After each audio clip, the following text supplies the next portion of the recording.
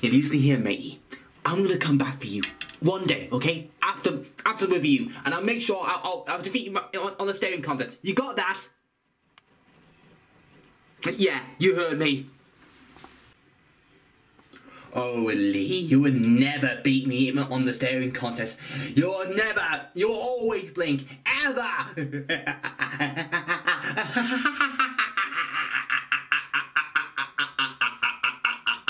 Okay, stop now.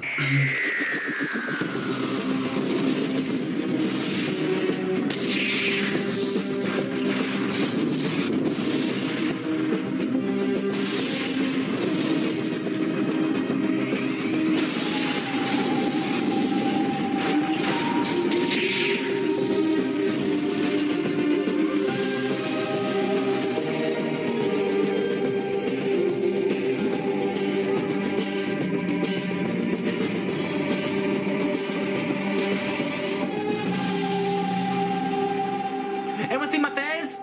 Hello? Oh, there's my face. Ah, here we are. Right. Ah, hello everyone. Welcome to another video of the Classic Who review. And today's video, we're going to talk about the 11th Doctor era, Matt Smith, who played the Doctor between 2010 to 2013. So yeah, I've got these costume ready and the Fez. Look, what do you think? Fez or Indiana Jones? No. just the Fez then. So if you don't like it, then I'll just like to take take it off. That's all. So yeah. So yeah. If you have watched my other Classic Who reviews, they're all in my playlist on this channel. And also, if you have watched my live stream of the 11th Doctor era, and even the other Classic Who reviews over the last 11 months in Facebook. On Facebook, and yeah, we're here on November. Today, this month is Doctor Who's birthday, so we're nearly near the 60th anniversary special, and David Tennant returning as the 14th Doctor, and also some few Doctors I will be reviewing. So if you want to review more, want me to review some other stories, if you can, so comment below which stories want me to review for the 12th Doctor and the 13th Doctor, Capaldi and Jodie. But it has to be one story of each of their seasons. So I got the stories ready and for the 11th Doctor. So let's go on to. So what do you think about Matt Smith as the 11th Doctor around then? His era was brilliant than Tennant's because back in my time when I was 10 years old, when I first watched Matt Smith's first story, which was the 11th Hour, and I wasn't watching home then. I was out somewhere on holiday, I think, and when I watched it, it was with Mum. It was pretty. I made Matt Smith the best Doctor and was my grown up kid Doctor ever. I do like the 11th Doctor year around then, since 2010. My favourite year was the first year of 2010. There were a lot of things happen in this first year as the Doctor, like the Avenger games, the PC models, and even short films, extra times. And Doctor Who expeditions. I went the last expedition maybe I think it was 2011 or 10. I'm not sure. I'm not sure. Remember which expedition I was in. But anyway, I've been there and it was pretty brilliant. We went to the TARDIS bit and also the Daleks and even the Weeping Angels. And we watched like a TV 3D time and it was just about the Doctor trapped in the Pandora, and yeah, it was pretty good. It was pretty good. I do like how Matt Smith played the Doctor, similar than Tennant, but he has more skeptic elements of this Doctor, as very much a very interesting Doctor, I would imagine. I do like how of his phrase, like Bowties are cool, Fences are cool, and Stencils are cool. Yeah, and a bunch of other things he said. Yeah, and also belts are cool. So yeah, that's all for I can say for the 11th era for the Doctor. So let's go on to the stories I will be reviewing. So the first story I'm going to be reviewing is the two-part story, which is The Time of Angels and Flesh and Stone. This story will see the return of Weeping Angels. From Blink and Village of the Angels and the Daleks in Manhattan. And it's also a very proper story for the Weeping Angels. When approach the Angels will become the most biggest threat that the show has ever faced. It was played much more like the best Weeping Angels story. I watched it and it scared the hell out of me when I was 10 years old. But it didn't scare me a little bit back then. But right now. But my mom is scared of the Angels. When we watched Village of the Angels, he was a bit scared then. Then I was scared too. If you have watched my other, I had to review about 2 years ago when I did that all the Vlogs arc, and. Yeah, so it would have been the best Weeping Angel story. And would have been the best the Weeping Angels for the 11th Doctor would have became the best enemies for his era, the best enemies for the 11th Doctor.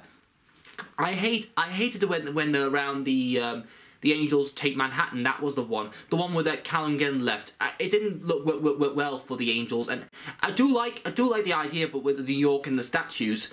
But I prefer. The Time of the Angels was a good one. I preferred that part 1. The Time of the Angels were good, but the Flesh and Stone, it was pretty a little alright. Right. It would also give more character piece between Amy and the Doctor with Amy having an angel in her mind. It was pretty a good idea. And also other things like the angels with what ability they have, like the things you must learn about the Angels. It was a pretty good idea for when Moffat came the idea when he took over the show. And I would have seen how Blink and even Sons the Library with River Song would have lead up to this new year, like where we got now. So that's it for the Time of Angels. So I'm giving and Flesh and Stone.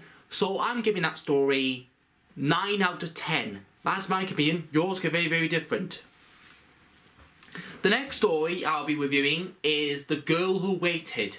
Was written by Tom McKay.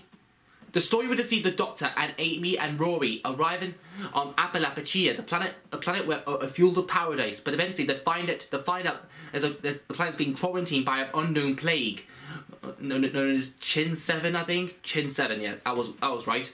And we see Amy being caught in the quarantine facilities, and the Doctor must do whatever he can to travel to the time streams to try to rescue her.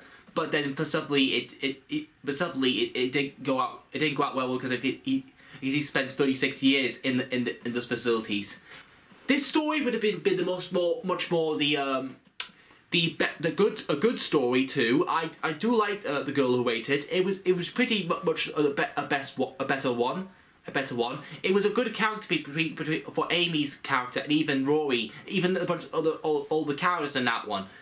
The characters one. I do like how because this story give Karen Gillan's character who played Amy Pond push more how his character was better, and he got a award for it like years ago, and it was pretty. I looked up at it. It was pretty much more good. The most best story for Tom McKay. It was quite very much. I don't even like the bits when some bit of the arguing between the Doctor and Rory in this one. But much more. It was a good, much more. It was pretty good. I could say it's a pretty much a good character piece between the characters. So that's it for The Girl Who Waited. Well, I prefer maybe something like Visiting Hours. That would have been a good title, but I think Girl Who Waited is pretty good. The Girl Who Waited is a pretty good title.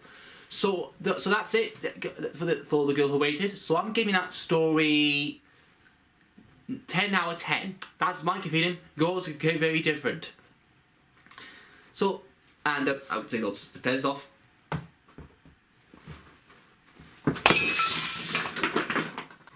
So sorry about that. So let's go on to the final story of the 11th Doctor, which should be the Rings Are Back in 10. Was written by Neil Cross. The story sees the Doctor taking Clara to her first proper adventure on the rings of Akaten. The planets where rings are swarming around like with a sun. It was pretty much. It's a very complicated story, but it's just about some girl called the Queen of Years trying to sing a song to a lonely god who's in fact a real god. This story is the best. It was also the best story ever for Doctor Who. It's also a better story for me as for the 11th Doctor. It played much more a good one with much more like it's played much more like a musical episode, but not actual music. It's just like a song parody story, like the song. And I do like the Doctor's speech in this one when we're trying to confront the old god, making feel his memories. I do like his speech. I remember his speech. Everyone does remember his speech. Like let me phrase that. Moment by moment into nothingness, just me. So 10 years, take it all, baby, you have it all! And that was that. So yeah, it was pretty good. It was pretty good. That one. It was pretty good. The best speech in that story, and it was quite much like it follows a lot with Clara in this one. I don't have no offense of Clara as a companion, but I do like her as a companion with Capaldi's Doctor, but just with Matt Smith, it was a little bit good. So that's it I can say for the Rings of Akaten. So I'm giving that story 10 out of 10. That's my opinion. Yours could be very different.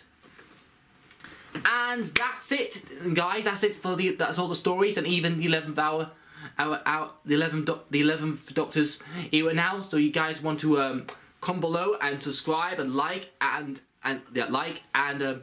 comment below which stories you want me to review for Capaldi's Doctor. And that